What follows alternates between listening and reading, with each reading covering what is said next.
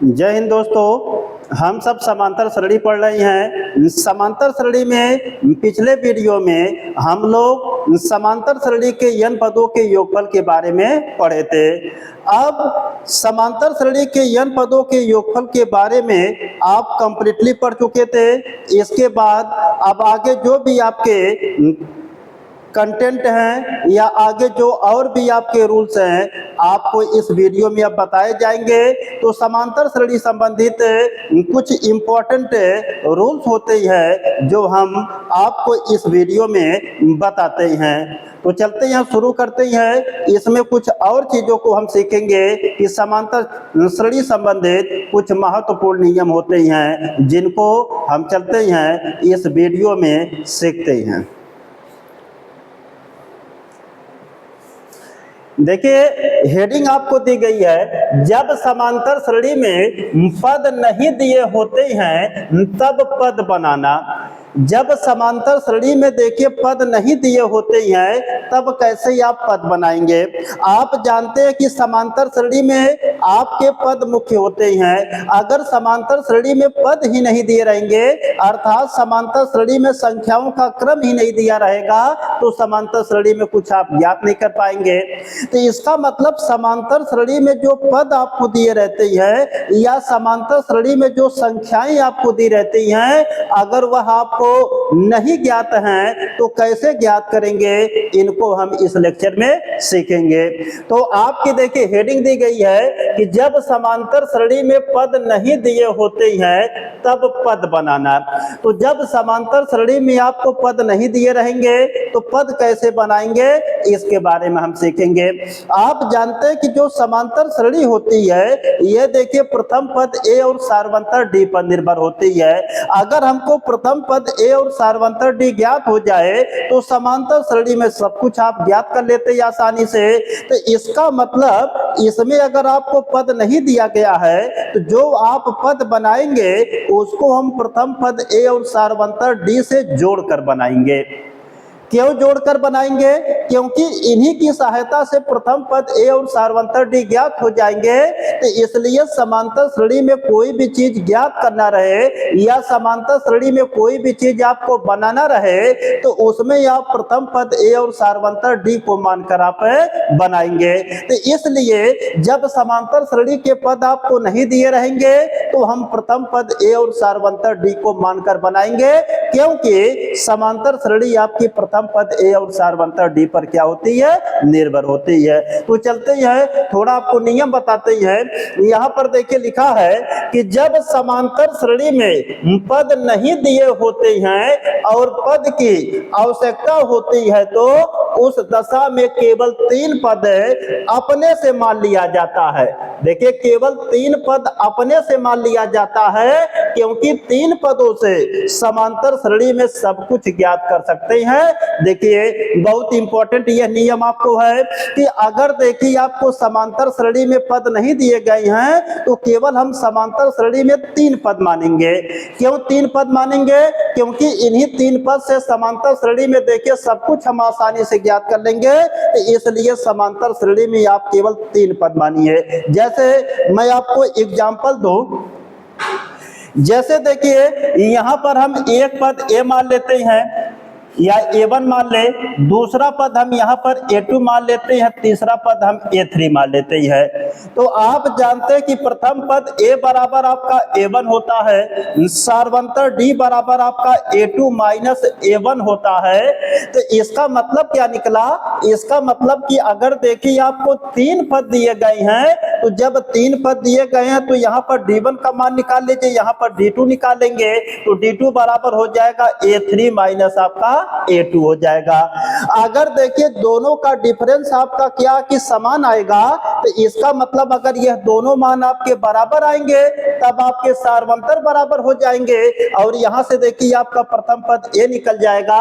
तो इससे निष्कर्ष ये निकला कि जब इन दोनों पदों के बीच का गैप आपका बराबर रहे, माने इनका सार्वंतर बराबर रहे, तो यह जानते कि जो क्रम आपको दिए जाएंगे यह एक समांतर श्रेणी में रहेंगे। तो इससे निष्कर्ष क्या निकल रहा है? इससे निष्कर्ष ये निकल रहा कि अगर समांतर श्रेणी में आपको 3 पद मिल जाए तो समांतर श्रेणी में आप सब कुछ आसानी से निकाल लेंगे, सब कुछ आसानी से आप बना भी लेंगे। तो इसका मतलब जब आपको समांतर श्रेणी में पद ना दिए रहे, जब समांतर श्रेणी में आपको संख्याएं ना दी रहे, तो केवल आप 3 संख्याएं मानने का प्रयास करेंगे या केवल आप 3 पद ज्ञात करने का प्रयास करेंगे। तो अगर 3 पद आपको ज्ञात हो जाएगा तो आप 3 पद से ये भी चेक कर लेंगे कि यह समांतर श्रेणी है कि नहीं। बाकी आपको जो भी चीजें पूछेगा उनको भी निकाल सकते हैं। तो इसलिए जब भी आपको समांतर श्रेणी में पद ना दिए रहे तो आप केवल 3 पद मानेंगे। तो चलते हम आपको आगे बताते हैं। जैसे यहाँ पर हम आपको 3 पद मान लिए, तो प्रथम पद ए निकाल लिए, सारवंतर दोनों का निकाल लिए। हम मान लेते हैं कि यह दोनों सारवंतर बराबर है, तो जब दोनों सारवंतर बराबर रहेंगे तो यह एक आपकी समांतर श्रेणी हो जाएगी, क्योंकि समांतर श्रेणी की पहचान सारवंतर से होती है। और इस तरीके से आपका सारवंतर और प्रथम पद ज्ञात भी हो जाएंगे। इससे निष्कर्ष निकल रहा है कि समांतर श्रेणी में 3 पद ज्ञात होने से समांतर श्रेणी में और सब कुछ ज्ञात कर सकते हैं। तो हम आगे चलते हैं, आपको बताते हैं। यहां पर देखिए, जब आपको समांतर श्रेणी में 3 पद ना दिए रहे, जब आपको समांतर श्रेणी में कोई पद ना दिया रहे, जब अपने से आपको 3 पद मानना रहेगा, तो आप प्रथम पद ए और सारवंतर डी का प्रयोग करके मानेंगे। क्यों मानेंगे? क्योंकि जानते हैं कि समांतर श्रेणी प्रथम पद ए और सारवंतर डी पर निर्भर होती है। तो इसमें देखिए हम 3 पद माने हैं, और यह ध्यान दीजिएगा कि यह जो 3 पद माना गया है यह इतना इंपॉर्टेंट है कि बहुत बड़े बड़े सवाल आपके जानते हैं कि बहुत छोटे में हल हो जाएंगे। बस आप केवल यह 3 संख्या आप याद रखेंगे, यह 3 पद आप याद रखेंगे, आपको हम गारंटी दे रहे हैं कि जितने बड़े बड़े सवाल है आप देखेंगे बहुत ही आसान तरीके से आपके हल हो जाएंगे। बस इसको आप अपने दिमाग में याद रखेंगे। तो यहां पर देखिए, समांतर श्रेणी के ये 3 पद निम्नलिखित है। जब समांतर श्रेणी में आपको कोई पद ना दिया रहे, आपको अपने से पद मानना पड़ जाए, आपको अपने से पद बनाना पड़ जाए, तो आप देखिए प्रथम पद A1 को मानेंगे। जो प्रथम पद आपका A1 है, तो प्रथम पद A1 को मानेंगे आप A माइनस डी मानेंगे। यह देखिए प्रथम पद A, यह देखिए सारवंतर डी, तो A माइनस डी माना जाता है। इसलिए माना जाता है कि सवाल को लगाने में आपको बेहद आसानी हो। और दूसरी चीज आपको जानते हैं कि समांतर श्रेणी पढ़ रही है, इसमें 2 ही चीजें आपकी मुख्य होती, प्रथम पद ए और सारवंतर डी, इसलिए इनके पद में हम मानते हैं। तो पहला पद आपका ए हो गया, दूसरा पद आपका डी। माने आप ए और डी के रूप में मानेंगे, तो प्रथम पद A1 का मान आप मानेंगे A माइनस डी। और देखिए दूसरा पद आपको A मानना होगा, और तीसरा पद आप A प्लस डी मानेंगे। तो जब भी आपको समांतर श्रेणी संबंधित सवाल दिए जाए, अगर उनमें पद मानने की आवश्यकता पड़ जाए या पद बनाने की आवश्यकता पड़ जाए, और आपको पद दिए भी ना हो कोई भी, तो उस कंडीशन में आप पहला पद A माइनस डी मानेंगे, दूसरा पद A मानेंगे, तीसरा पद आप A प्लस डी मानेंगे। तो यहाँ पर देखिए प्रथम पद A1 को हम क्या मानेंगे A माइनस डी, द्वितीय पद A2 को हम क्या मानेंगे A, और तृतीय पद A3 को हम क्या मानेंगे A प्लस डी मानेंगे। तो 3 संख्याएं A minus D, A plus D, या 3 पद A minus D, A plus D, यही 3 चीजें आपको याद होनी चाहिए। आपके जितने बड़े बड़े सवाल होते हैं इन्हीं 3 पद से या इन्हीं तीनों संख्याओं से आपके देखिए बेहद आसानी से आपके लगेंगे। बस आपके दिमाग में ये 3 संख्याएं याद होनी चाहिए। तो चलते हैं आगे, थोड़ा नोट पॉइंट है हम आपको बताते हैं। देखिए समांतर श्रेणी जो होती है, यह जानते हैं कि प्रथम पद ए और सारवंतर डी पर निर्भर होती है। जब समांतर श्रेणी आपकी प्रथम पद ए और सारवंतर डी पर निर्भर होती है, इसलिए इसमें कुछ भी ज्ञात करने के लिए या इसमें कोई भी चीज बनाने के लिए आप जानते हैं कि प्रथम पद ए और सारवंतर डी का उपयोग करेंगे। तो प्रथम पद ए और सारवंतर डी का उपयोग करके हम क्या किए थे कि आप जानते थे कि जो 3 संख्याएं थी आपके बनाए थे, इसलिए आप इसको ध्यान रखेंगे कि हमेशा प्रथम पद ए और सार्वंतर डी को शामिल करके कोई भी पद माना करिए, कोई भी संख्या माना करिए, क्योंकि समांतर श्रेणी इसी पर निर्भर होती है। आगे देखिए नोट में हम चलते थोड़ा आपको बताते हैं।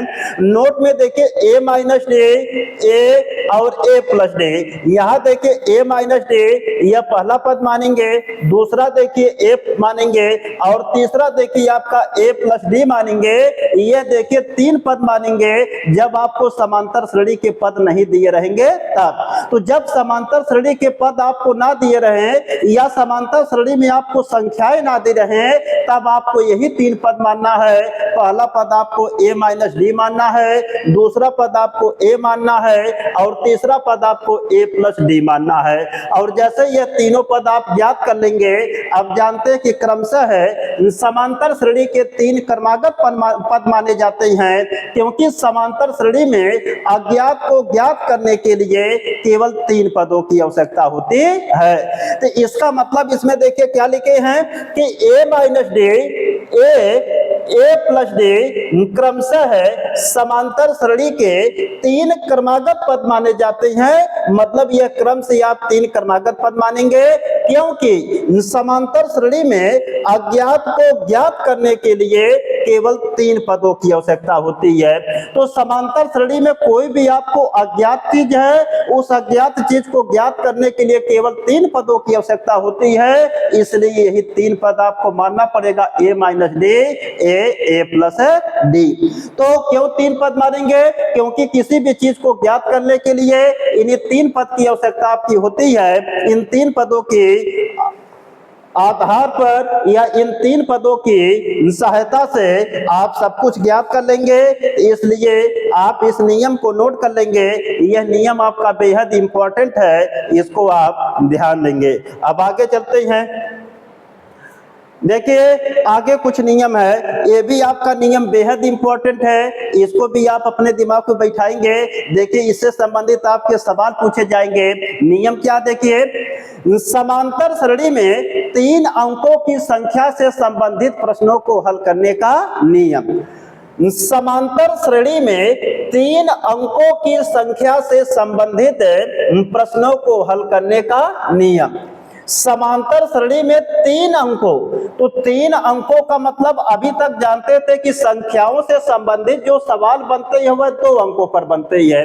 तो इकाई अंक को x, दहाई अंक को y मानकर आप लगाते थे, या इकाई अंक को a, दहाई अंक को b मानकर लगाते थे। तो जब दो अंकों की संख्या थी तो उसको लगाने के अनेक तरीके आप लगा लेते थे, लेकिन यहाँ पर तीन अंकों की बात कर रहा है। तो जब आपको समांतर श्रेणी में तीन अंकों से संबंधित आपको सवाल देगा तो इसको कैसे आप लगाएंगे? तो इस नियम से लगाएंगे।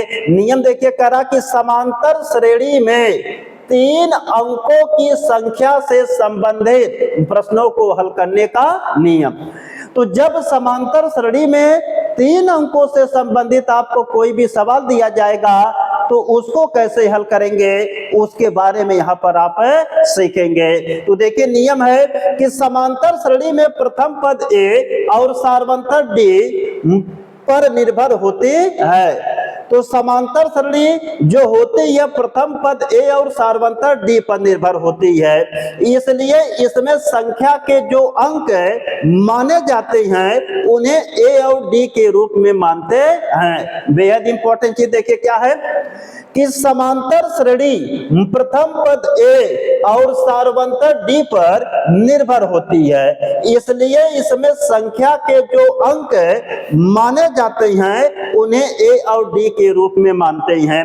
तो यहाँ पर देखिए जो नियम बताया गया कि आपसे यह कह रहा कि जो समांतर श्रेणी होती है यह प्रथम पद ए और सार्वंतर डी पर निर्भर होती है, इसलिए इसमें जो कुछ भी आप मानेंगे वह प्रथम पद ए और सार्वंतर डी का प्रयोग करके मानेंगे। तो इसका मतलब कोई भी संख्या अगर मानी जाएगी, कोई पद माना जाएगा तो वह ए और डी के रूप में माना जाएगा, यही बता रहा है। तो चलते आके आपको बताते हैं। यहाँ पर देखिए दिया है तीन अंकों की संख्या में इकाई अंक को ए माइनस डी मानते हैं। देखिए जो 3 अंकों की संख्या में, तो 3 अंकों की संख्या में इकाई अंक को a माइनस डी मानेंगे। आप इकाई अंक को क्या मानेंगे? a माइनस डी मानेंगे। दहाई अंक को a मानते हैं, दहाई अंक को क्या मानेंगे? a।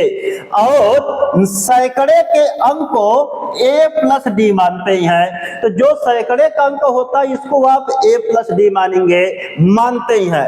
आता है तब संख्या होती है आपकी a माइनस डी, कामा आपका a, इसके बाद कामा a प्लस डी आपका बनता है। मतलब इकाई का अंक a माइनस डी बनेगा, दहाई का अंक आपका a बनेगा, सैकड़े का अंक आपका a प्लस डी बनेगा 3 अंकों की संख्या में। ध्यान दीजिएगा, बेहद इंपॉर्टेंट चीज है और बहुत बड़े सवाल को बहुत छोटे में आपका हल करेगा यह नियम। आपको हम बताएंगे, इस नियम को आप तैयार रखेंगे तो आपको मैं बता दे रहा हूं कि बहुत बड़े बड़े सवाल 3 अंकों की संख्याओं से संबंधित जो रहेंगे वह इस नियम से 3-4 लाइन में आपके हल हो जाएंगे।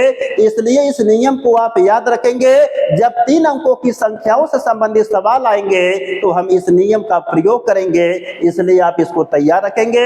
तो इसमें क्या करना है कि अगर 3 अंकों से संबंधित सवाल आपका मिलेगा तो उसमें देखिए इकाई अंक को आपको a माइनस डी मानना है, दहाई अंक को आपको a मानना है और सैकड़े के अंक को a प्लस डी मानना है। तो इसमें इकाई का अंक a माइनस डी होगा, दहाई का अंक आपका a होगा और सैकड़े का अंक आपका a प्लस डी होगा। यह इकाई हो गया, यह दहाई हो गया, यह सैकड़ा हो गया। 3 अंकों की संख्या में इसको आप ध्यान देंगे कि जब भी आपको 3 अंकों की संख्या से संबंधित सवाल देगा तो इस नियम का प्रयोग करेंगे। इकाई अंक को a माइनस डी मानेंगे, दहाई अंक को a मानेंगे और सैकड़े वाले अंक को आप a प्लस डी मानेंगे। इस नियम को आप ध्यान रखेंगे, या तो आप इसका स्क्रीनशॉट लेके आप नोट कर सकते हैं। अब हम आगे चलते हैं, हम आपको बताते हैं कैसे आप आगे क्या करेंगे। अब देखिए कि इन अंकों से बनी संख्या का मान होता है। तो जब देखिए 3 अंकों की, जो 3 अंकों की संख्या उनके अंक ज्ञात हो गए, यह जानते कि आपका इकाई का अंक a माइनस डी है, यह देखिए दहाई का अंक a है और यह सैकड़े का अंक आपका a प्लस डी दिया गया है। तो जब आपके तीनों अंक ज्ञात हो चुके हैं तो अब इनसे संख्या बनाइए। तो जब संख्या बनाएंगे तो संख्या देखिए क्या हो जाएगी। तो संख्या बराबर जानते हैं कि सैकड़े वाले देखिए अंक का जब मान निकालेंगे तो इसमें 100 से गुणा करेंगे, 100 गुणे सैकड़ा का अंक। और धन देखिए 10 गुणे आपका दहाई का अंक हो जाएगा, इसके बाद धन 1 गुणे आपका इकाई का अंक हो जाएगा। क्योंकि जानते हैं कि जो आपको अंक दिए जाते हैं वह स्थानीय मान के रूप में लिखे जाएंगे। तो जो इकाई का अंक है उसमें 1 का गुणा करके उसका कंप्लीट मान प्राप्त होता है उसको लिखेंगे। जो दहाई का अंक होता है उसमें आप 10 का गुणा करके उसके मान को लिखेंगे। और जानते हैं कि जो सैकड़ा का अंक होता है उसमें आप 100 का गुणा करके उसका कंप्लीट मान ज्ञात करके लिखेंगे। तो यहाँ पर जानते हैं कि जो सैकड़ा वाला अंक है, सैकड़ा का अंक, तो देखिए यहाँ पर सैकड़ा का अंक a प्लस डी है, तो यहाँ पर सैकड़ा का अंक a प्लस डी लिखे। लेकिन इसका मान निकालने के लिए आप 100 से गुणा करेंगे। तो संख्या में आप जानते हैं कि मान होता है, इसलिए 100 गुणे आपका a प्लस डी हो जाएगा। इसके बाद देखिए 10 गुणे आपका दहाई का अंक है, तो 10 गुणे दहाई का अंक आपका क्या बोलिए a है। दहाई का अंक देखिए a माना गया तो a से गुणा करेंगे, 10 गुणे a हो जाएगा। धन इसके बाद 1 गुणे इकाई का अंक है, तो इकाई का अंक देखिए a माइनस डी है, तो यहाँ पर a माइनस डी करके 1 का गुणा करेंगे। अब इनको देखिए और सिंप्लीफाई कर लेंगे, तो 100 का गुणा a में करेंगे तो हो जाएगा 100a। धन आपका है तो धन कर लेंगे, 100 का गुणा डी में करेंगे तो हो जाएगा आपका 100 डी। धन देखिए यहाँ पर 10 का गुणा देखिए a में करेंगे। जब किसी संख्या का किसी अक्षर में गुणा करते हैं तो संख्या के साथ अक्षर सड़ जाता है, तो 10 का गुणा a में करेंगे 10a हो जाएगा, सड़ जाएगा।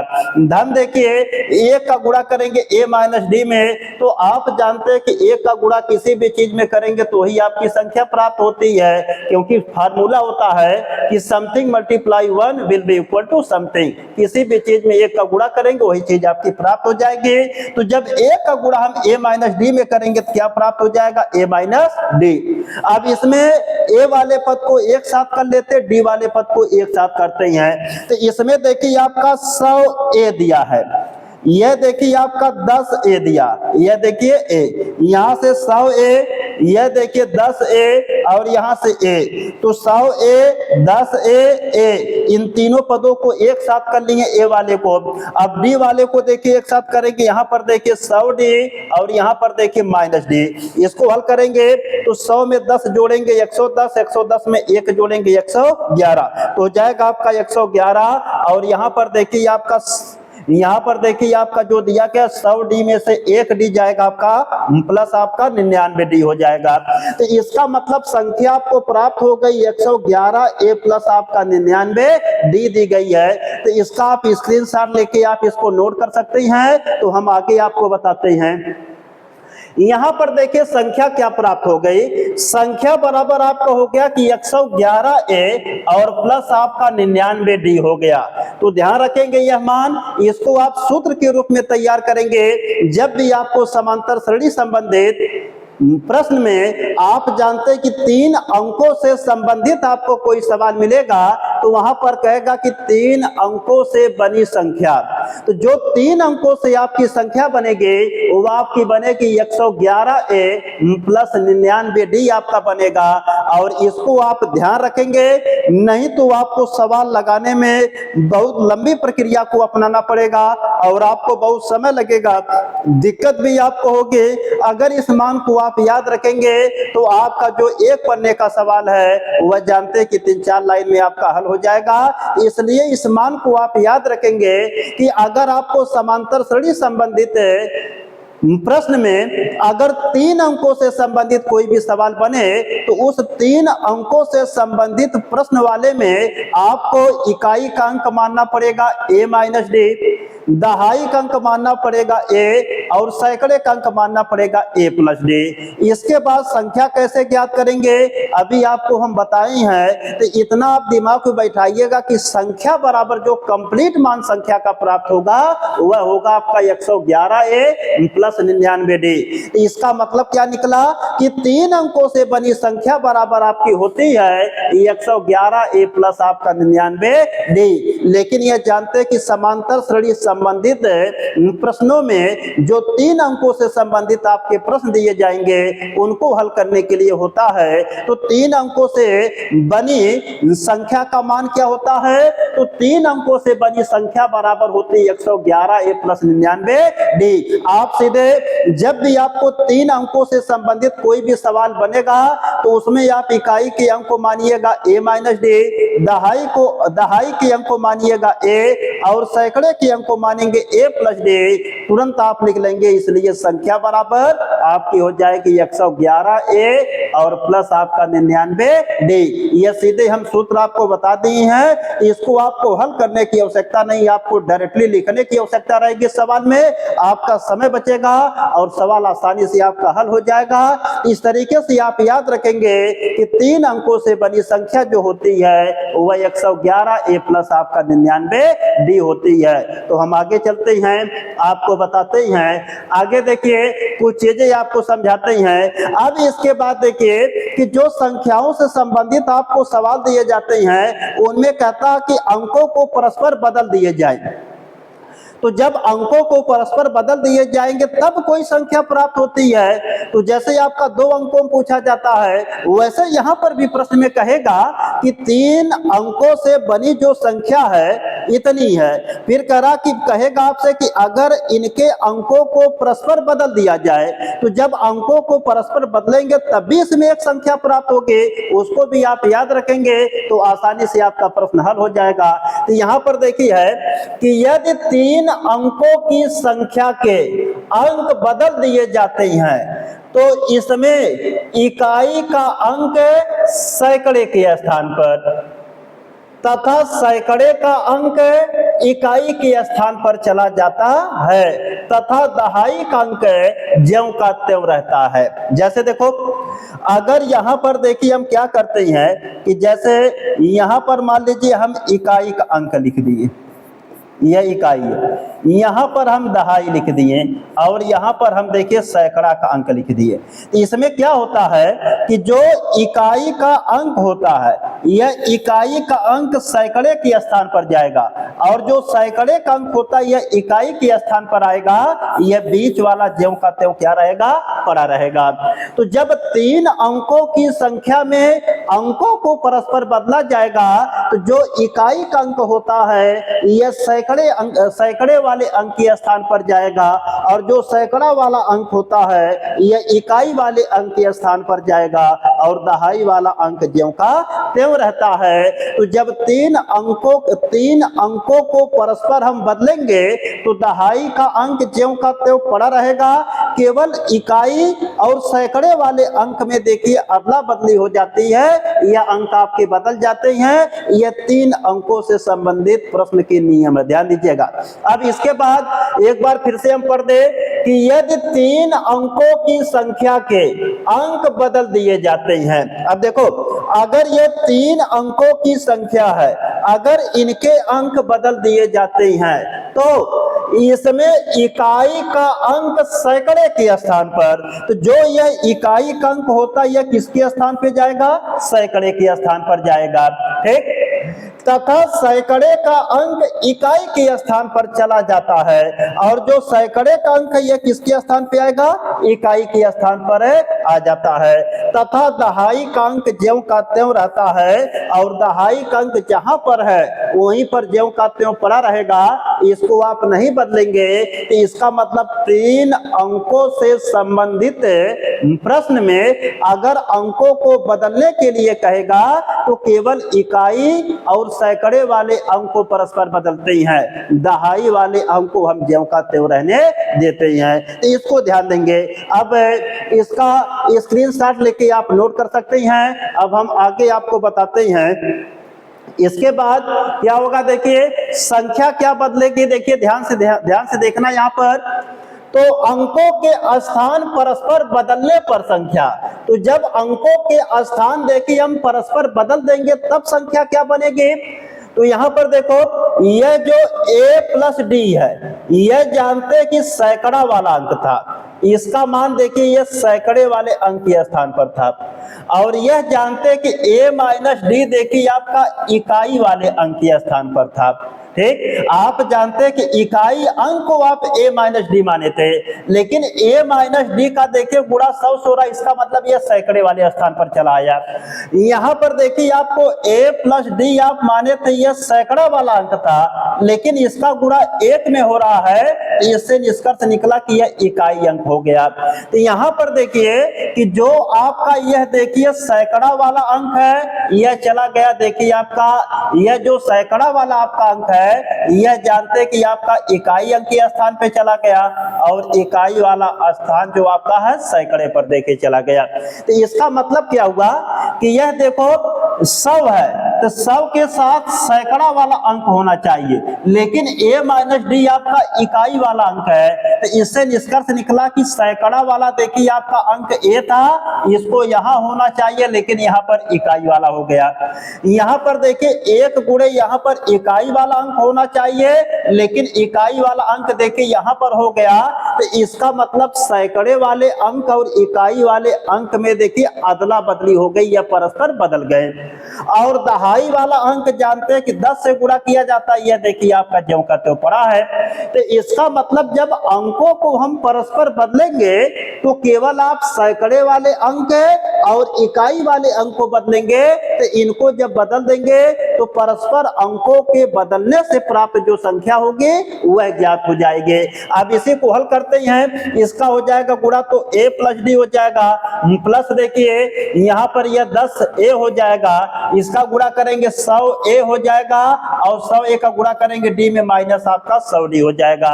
अब इसके बाद जितने a वाले पद हैं सबको एक पक्ष में एक और कर लीजिए। तो यहाँ पर देखिए इधर a वाला हो गया, फिर देखिए आपका 10a हो गया, यहाँ से देखिए आपका 100a हो गया। यह a वाले पद को एक साथ कर लिया, d वाले पद को एक साथ करिए, यह देखिए प्लस d है, यहाँ पर देखिए माइनस 100d है। इसको हल करेंगे तो 100 में 10 जोड़ेंगे 110, 110 में ए जोड़ेंगे 111 ए हो जाएगा। और यहाँ पर देखिए 100 डी में से 1 डी जाएगा आपका 99 डी हो जाएगा। तो संख्या आपकी प्राप्त हो जाएगी 111 ए माइनस आपका 99 डी। केवल यहाँ पर देखिए आपका माइनस हो गया।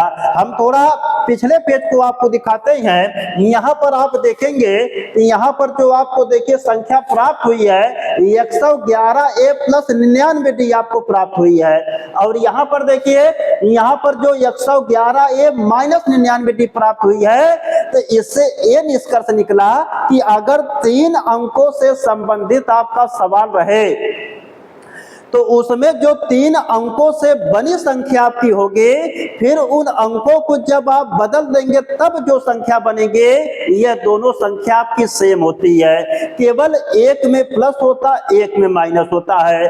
तो जब 3 अंकों से बनी संख्या अगर सीधे रहेगी तो वह जानते हैं कि आपका रहेगा 111 ए प्लस 99 डी। और जब अंकों को परस्पर आप बदल देंगे तब आपकी संख्या हो जाएगी 111 ए माइनस आपका 99 डी हो जाएगा। तो इसको आप ध्यान देंगे कि परस्पर अंकों को बदलने से जो संख्या प्राप्त हो गई 111 ए माइनस 99 डी, इस मान को आप याद रखेंगे ताकि आप अच्छे तरीके से और बहुत आसान तरीके से आप सवाल को हल कर सके। तो हम इसको एक बार आपको फिर से बता दें तो आप समझेंगे। यहाँ पर देखिए ट्रिक के माध्यम से आपको हम बता देते हैं कि जब भी आपको समांतर श्रेणी में 3 अंकों से संबंधित कोई भी सवाल देगा तो इसको ध्यान से देखिए। तीनों पॉइंट हम यहाँ पर क्लियर कर दिए हैं, इसी को आप याद रखेंगे, आप सवाल को आसानी से लगा लेंगे। ट्रिक में देखिए नंबर 1 पॉइंट है 3 अंकों की धनात्मक संख्या के अंक समांतर श्रेणी में होने पर वे A minus D A plus D होते हैं। अगर देखिए समांतर श्रेणी में आपको कोई भी सवाल 3 अंकों से संबंधित आपको दिया तो उनमें जानते हैं कि 3 अंकों से संबंधित अगर कोई भी सवाल देगा तो उनमें जो आपके अंक माने जाएंगे वह पहला अंक ए माइनस डी और दूसरा अंक ए और तीसरा अंक आपका ए प्लस डी माना जाएगा। इसी को मान के हम आगे सवाल अभी पीछे आपको बता दिए हैं। इसके बाद देखिए दूसरा पॉइंट आप याद रखेंगे कि समांतर श्रेणी में 3 अंकों से बनी संख्या बराबर तो होगा आपका 111 ए प्लस 99 डी होता है। तो समांतर श्रेणी में 3 अंकों से बनी जो संख्या आपकी होगी देखिए वह होगी आपकी 111 ए प्लस 99 डी। आप इसको याद रखेंगे, यह आपका डायरेक्ट लिखने का तरीका आपका मिल जाएगा, इससे आप तुरंत लिख के आप आंसर पा सकते हैं। और देखिए तीसरा पॉइंट है अंकों के स्थान परस्पर बदलने पर बनी संख्या। तो जब अंकों के स्थान आप परस्पर बदल देंगे तब जो संख्या बनेगी तो 111 ए माइनस आपकी 99 डी बनेगी।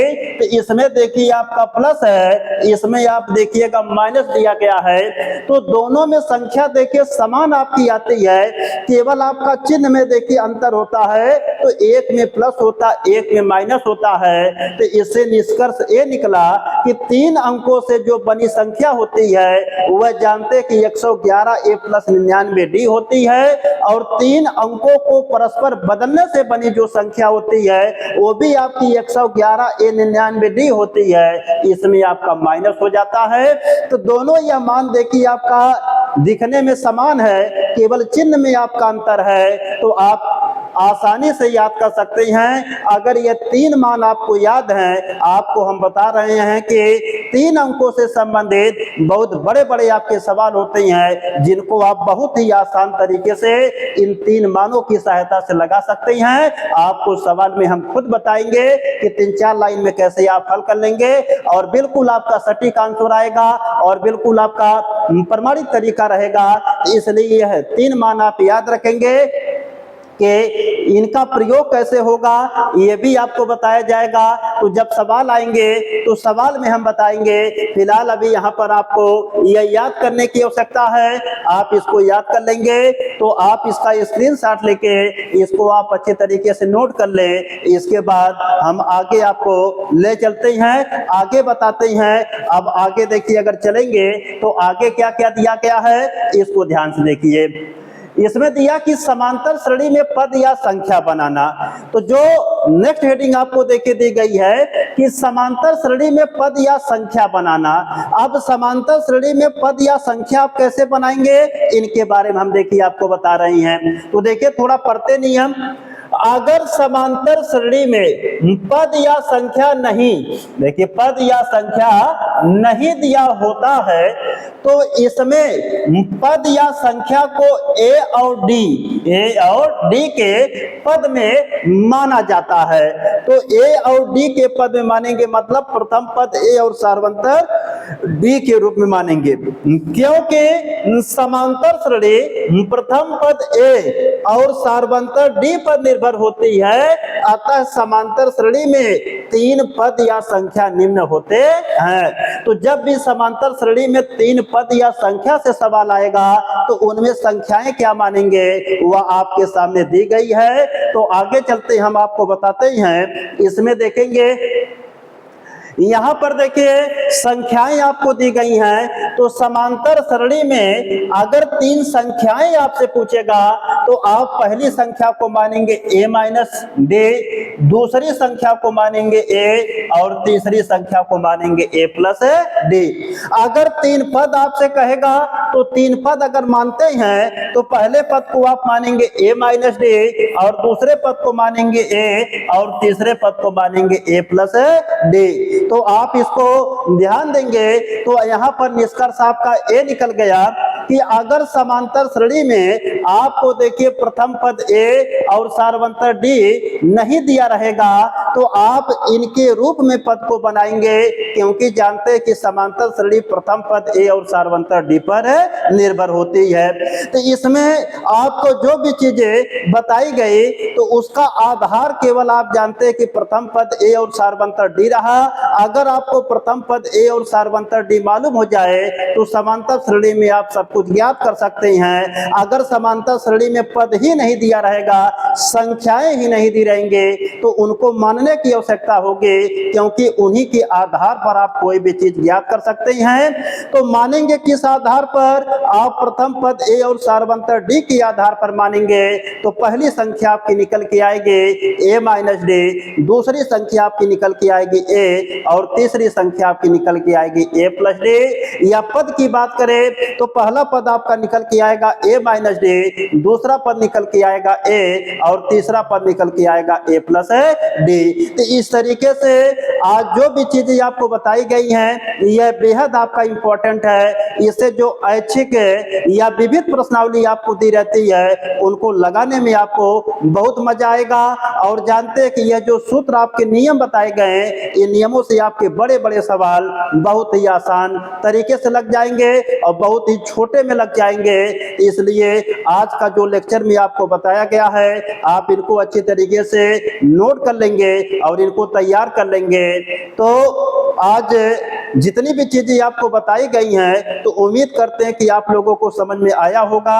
तो अगर आप लोगों को देखिए वीडियो अच्छी लगती है तो आप इसे सब्सक्राइब कर लिया करिए, नोटिफिकेशन में ऑल कर लिया करिए, कमेंट कर दिया करिए, लाइक कर दिया करिए, ताकि जो भी वीडियो मैं आगे आपको अपलोड करूं यूट्यूब पर वह आपके पास सबसे पहले पहुंच जाएगी। तो आप इस तरीके से क्लास 10th की मैथ को कंप्लीट आप तैयार कर सकते हैं बिल्कुल फ्री में यूट्यूब के माध्यम से।